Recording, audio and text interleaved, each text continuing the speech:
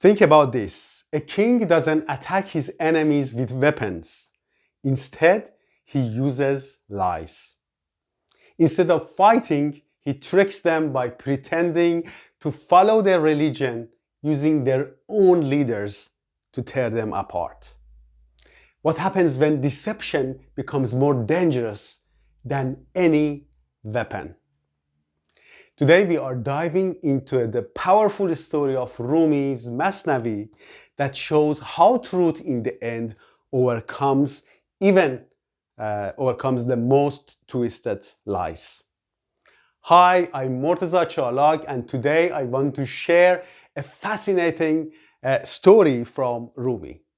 It's about the Jewish king who wanted to destroy Christians in his land, but he didn't do it through war.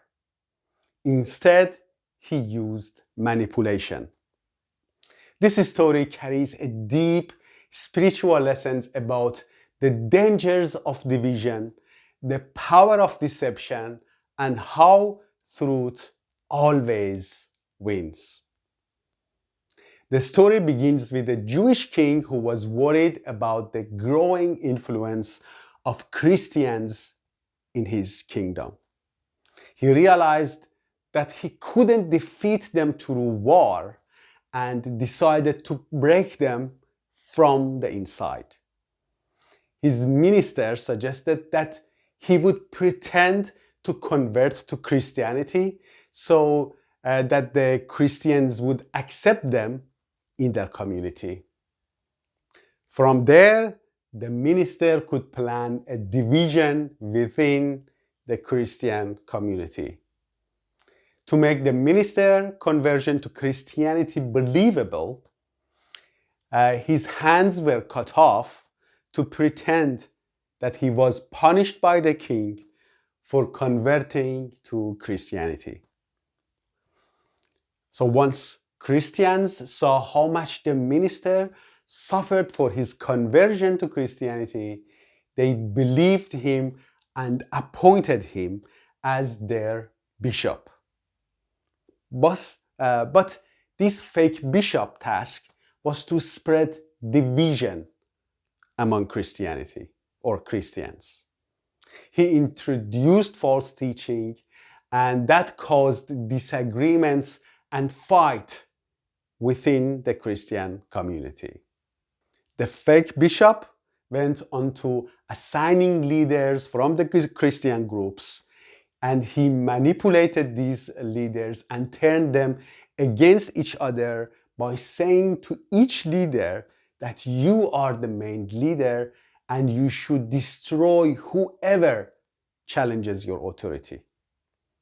So the Christian community that was united before fell into chaos, mistrust, and confusion just because of the king's and his ministers' manipulation.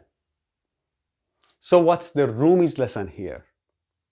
Rumi doesn't just give a history lesson. He uses this story as a metaphor for our own spiritual growth. Sometimes the greatest threat to our growth doesn't come from outside, but from inside us. We often allow deception, doubts, and divisions to control our minds, which destroys our peace and connection to divine. As Rumi says, the king didn't need an army to bring down the Christians. He used their own people, their own doubt, and destroyed their unity. In the same way, we can sometimes become our worst enemies, allowing doubt and confusion to lead us away from the truth. In the end, the Christian community discovered the truth about the false bishop and the king's plot.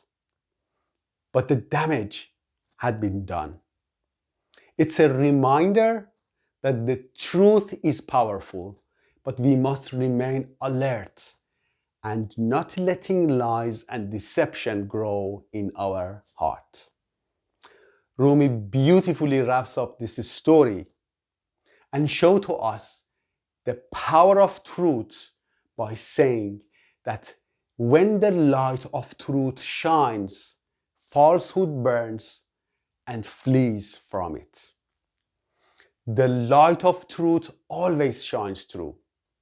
And while the deception may seem powerful for a time, in the end, it cannot stand up to the truth. We can see that in our own lives when we take our ego seriously and suffer by attaching ourselves to our ego. In the end, we realize that we should transcend from ego to find peace in our lives. So what can we learn from this? Stay connected to the truth. Don't let divisions or lies of others or lies of ego from within to take over. Ego tries to create attachment in our lives. As Rumi teaches us, even when the world tries to mislead us, the light of truth always dominates. If you like this video, please click the like button and subscribe to my channel for more. Thanks and see you in the next video.